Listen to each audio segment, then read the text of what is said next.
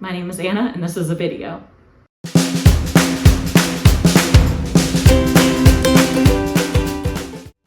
The project that I'm hoping to get completed in this video is a work from home office space. I'm a stay-at-home mom with 2 kids. One of them was just born, the other one is like a little bit older than just born.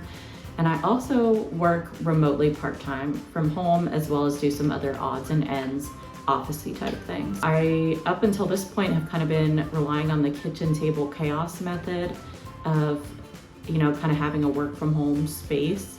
But I think we're gonna try to change that. My motivation for filming it is that I really hope it's gonna give me that panicked sense of like productivity that you get when you hear that somebody's coming over, and so you've got to deep clean really quickly, or else they're gonna show up and they're gonna know that you suck. So I'm hoping to kind of cultivate some of that feeling to push me onward to get this project completed in a timely manner. The parameters I'm working in are pretty constrictive. First of all, this project is one in a long line of projects that need done in the house that I live in. There's lots of repairs and renovations, and this is for sure at the bottom of the list, which is why I'm doing it first. But that means that the budget's pretty small. We're sticking to $50, and if I go over that, I will feel bad about it, and that's not good. My second constraint is that I want to keep the purchasing to an absolute minimum. I know that there's a couple things that I am gonna have to buy, including paint, but really I don't wanna be purchasing new stuff. I don't wanna be going to the store.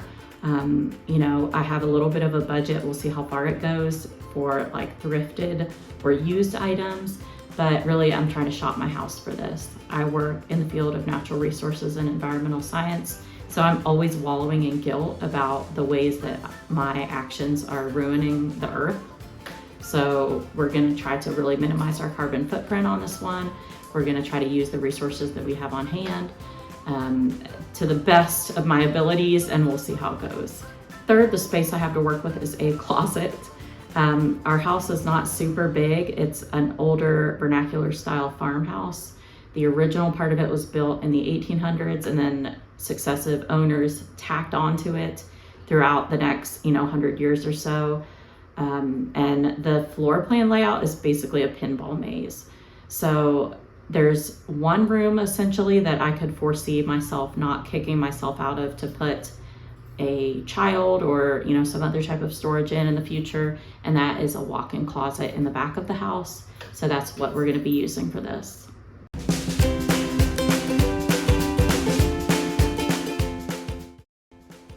Okay, so here's our space. This closet is off the guest / exercise / storage / diaper room at the back of the house. The closet's about 4.5 feet wide by 5 feet long or so, with some shelves in the back that I built last year. I built them out of scrap lumber around our place, and I'm definitely not a carpenter, so the vibes are very much prepper basement shelves. When we moved in, this was a cat bathroom, so I ended up needing to tear the floor out pretty much immediately, and now it's just sort of splintery layers over a board subfloor. There's a small east-facing window, and there's no electrical outlets or lighting in here. The drywall is rotting off where it meets the floor, and most of the baseboards were removed during the cat bathroom rehab. So I guess other than that, it's pretty cozy. I did do some Pinterest searching, trying to find inspiration, but I'm honestly floundering. I managed to find some pictures that captured the general atmosphere I would love to have, but as far as an actual closet office that reflected sort of the space that I'm working with, I really turned up empty-handed. So I just decided I'd go ahead and start tearing things apart and hope that some good ideas would pop into my head while I'm working.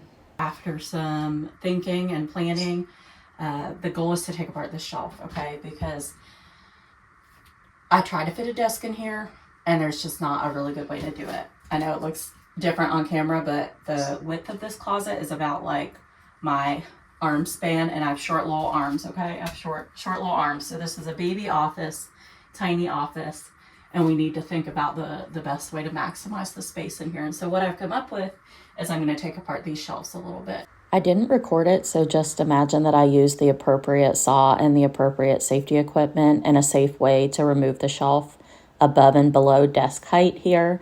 I did do a chair check and it was perfect. So we've got the desk complete with splinters. I think what I'm going to do to avoid having to like actually put another floor down, because that's not fitting in with our budget of $0, is I'm going to tear it all out. And I believe that what's under here is just kind of a wooden, like an unstained wooden board subfloor type thing. So if that's the case, that's what we're going to go with. Hi, Arlo. We got Arlo.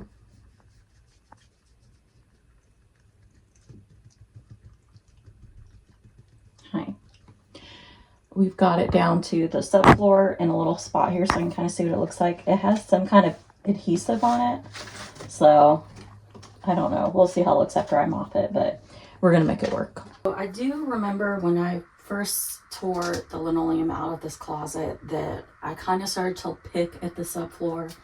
And when I realized that it was super disgusting and coming up in like the tiniest little splinters, I decided that that was not a journey that I was going to go on at that moment in time. So I guess we're going on that journey now, but I am remembering why initially I really did not want to mess with this floor in here. And maybe it would have been a good idea to like go back in time and just slap flooring all over everything. But we've moved past that choice. We're committed to this choice. We're going to make it happen, and we're going to live, laugh, love with it. So.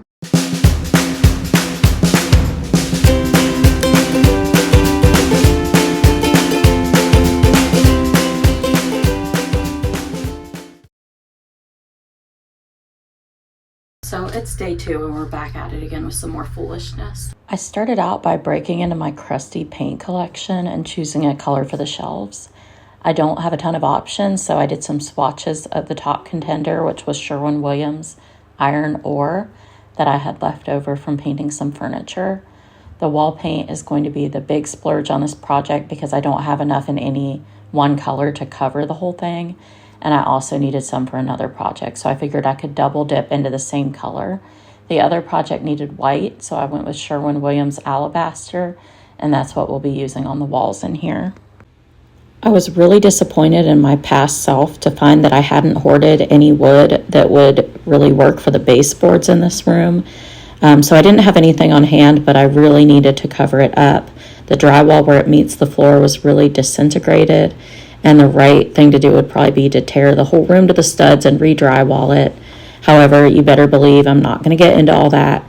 So I decided to do what most of the past residents of this house have done and patch up a problem so someone else would have to find it and deal with it after I'm dead.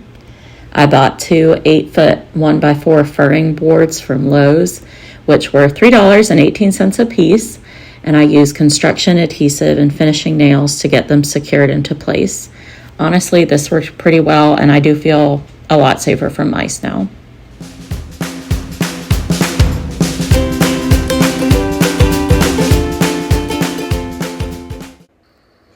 This is about when my inspiration for how I wanted to decorate hit me. I still was never really able to find anything on Pinterest that majorly floated my boat or really fit with this limited space that I had. So I decided instead that rather than basing it off of a particular inspiration image from the internet, I would instead look to one of my favorite places on earth, the swamp. Okay, so not specifically just a swamp, I guess, but I've always really loved some good water. One of my particular favorite habitats are the flooded river bottoms and wooded edges of the southern United States, and I really can't think of anywhere more peaceful and mentally productive than how I feel when I'm beside a river. If you are giving me a cold ale late and a spot to put my feet in without worrying too much about snapping turtles, you are inviting me to move right in and never leave. So with this nebulous idea for interior design, we're going to set about to try to wrap this project up. So it's kind of early morning and I decided to get some like on-site inspiration. I drove down to the river, left my house at 6:30 in the morning, which is like, I'm not a morning person. I don't like to talk to people in the morning, but I do like to, get out. And specifically, I really like to be out in nature in the early morning. So we got kind of an early start. I thought we could incorporate maybe some, you know, kind of foraged items for decor, and, you know, maybe, I don't know, look at color palettes for the river swamp color palette. So we did that, and I ran some steam off of my dog, and he did fall into the like shallows at the edge of the river, and now he smells like 1,000 dead fish. I don't really know if he fell in or not. I think he might have meant to do it, but he's just not very like graceful as a dog. So it kind of looks like unintentional that he fell in there, and he smells disgusting now. So the entire car smells like 1,000 dead fish. So maybe I should bring him back and like rub him on the walls or something, to give it that authentic swamp, bottomland, river vibe. But I foraged a few things, found a few little bits and pieces, found some inspiration, I think, and it's really beautiful out. So it was a good morning.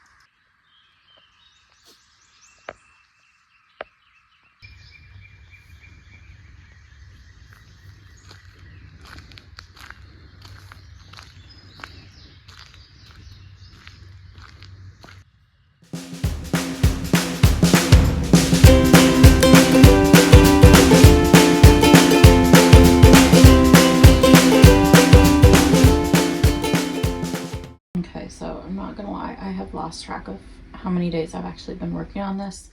I think we're looking at probably more or less a week now. And I think what I'm gonna do today is I'm gonna start with like the decoration of it all. There is some little touch up that I'm gonna do as I go, because I really need to get some things back in here. It's difficult having the room outside this just like covered in piles of junk, because, you know, the kids are kind of needing to be in and out of it, and it's very chaotic. So I do want to kind of get some stuff back under control, for my swamp closet. I do want to preface this by saying that I am not an interior design lady. I'm not like, it's not a talent of mine, I would say. But it's something that I admire a lot. It's kind of like when I look at interior designers, or even people who are just like really naturally gifted at decorating their own space, I kind of look at them as like the same way I look at gymnasts, right? Like they're exceptionally talented people that are doing something that I could never do, and I might hurt myself if I tried to do it. I really maxed out my budget on Facebook Marketplace with this huge canvas of an Audubon print that I got for $25, which was honestly a steal. But yeah, we're completely out of money now. It is way too big for the space, but I'm just going to go ahead and say that I did it on purpose, because it's to give you an immersive river swamp experience by basically taking up one entire wall. If you aren't aware, this artist, John James Audubon, was a 19th century painter, and he was best known for his ambitious project where he basically went around and tried to paint all the bird species that occurred in the United States. A not real fun fact about him was that he shot the birds so that he could paint them, because there wasn't good optical equipment around then. So he would basically shoot them and prop them up so they looked alive, and then he would paint them. And I feel like his art prints, the birds always have this like quality of being on a bad trip about them, and I really vibe with that, and I like it for the space. So I thought it looks great here, even though it was way too big. This particular species is called a tricolored heron, and it's really more of a coastal bird that wouldn't normally be found in my home state of Kentucky. But we're on a budget here, and Facebook Marketplace beggars cannot be choosers. There's no hardwired light in this closet, so I ran a surge protector strip from the room outside and plugged in this wall sconce. It's the only lamp-like thing that I already had on hand that I felt like I could fit in the space. There's not really room for a floor lamp or a desk lamp, but it does have a really bright LED light that makes me feel like I'm getting a cavity filled. I ended up using this off-white tracing paper attached to the top and bottom of the sconce to give the light a softer kind of yellowish quality. It's a really huge improvement, but also probably a fire hazard, so I wouldn't recommend it. I don't ever turn the light on unless I'm in the room, though, so hopefully if there is a fire, I'll be there for it. So far, it feels cool to the touch, even after it's been on for a while, so it seems to be okay, but, like, girl, I wouldn't. Next up, I tried to DIY something cute by using air-dry clay to make leaf prints with some of the tree species I'd found foraging down by the river, but this was a terrible DIY and general all-around bad experience. I think maybe oven-baked clay would work better, but all I had on hand was the air-dry. It did not hold up well. I had a bad time. I went ahead and hung one of them up because it was like a sunk cost type of thing by the time I was done with them, but I would not recommend that you do this DIY, and if you do it, I hope you have a better time than I did. This is the chair that I'm using to sit on when I'm to take Zoom calls and like sit up straight and not look like a heathen. This chair is one of my favorite things I've ever bought. It is like an 1830s slab chair, and it's just absolutely beautiful. It's rock solid and gorgeous shape. When I bought it, it had like some paint and dry rot on it, but it cleaned up pretty good. And I got it for $5 at the Habitat Restore. And I picked it up because I wanted to do some experimenting with natural wood stains. I was going to like boil down walnut husks, and it was going to be a whole thing. And so I picked it up, and then when I got it home, I looked at it closer, and I was like, not very confident at all. Like it could be an actual antique. Like identifying antiques. I love them, but I don't feel comfortable with my own abilities. So I hopped onto a Facebook group for antique identification and was like, you know, does this look real? I picked it up and I was going to use it for a project, but does it look like a real piece? And there was a gentleman who was in those comments. I hope that it was not about me. It was that I was like some kind of last straw for him. I have never had anyone be so furious with me about anything. And I've had a few people be furious at me. It was just, I mean, he was basically like, you should go straight to the innermost circle of hell to do a project with this chair. Like, why don't you just light it on fire?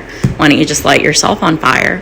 Why are you even bothering to have furniture in your house if you think this is a good chair for a project? Like, he was just very irate that I had thought to use it for a project, which clearly once I got it identified, I didn't, because I wanted to preserve it since it was a real antique. I think about him sometimes and I hope he's doing good. I hope he's doing better. But this chair is just a lovely little chair. It's the perfect size for what I need it for. I think I bought it about a year ago, and I did clean it up when I first got it, but she's due for a refresh, so I'm just going to put some oil on and, you know, clean her up and put her in the new office. 2 chairs is a lot for this small space, but I had this old chair and I squeezed it in here as well. The other one is for when I need to sit and look professional. And then this one is for when I need to sit like a gargoyle and get some actual work done. It's a bit of a tight fit, but I got them squeezed in here and it works fine. Finally, I just dug around in my house and, you know, found some old thrift store frames that I had and some other odds and ends things that fit the theme. I'm always thinking that I can do a gallery wall, and I never have done one that makes me happy.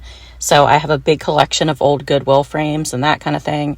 And a lot of them already had prints in them, so I just picked through what I had and got some out that I thought fit the space pretty well, along with some other odds and ends things, and I guess we're kind of done.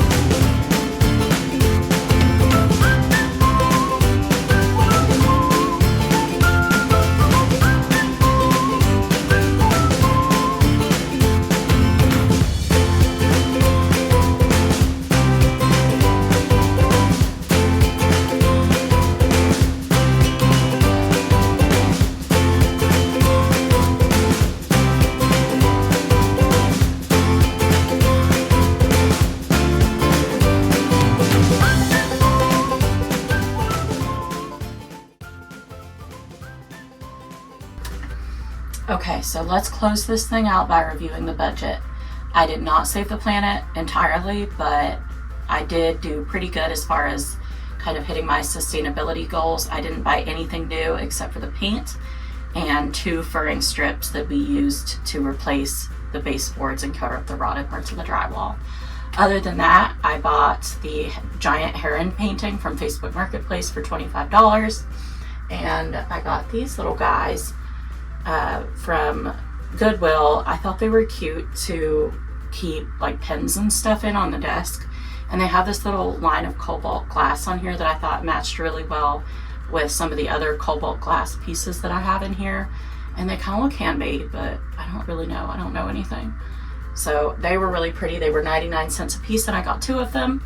And then this basket I got because it's green, kind of swampy colors. And I can put all my crap in here that I am trying to hide. So that's what that's for. That was $1.99.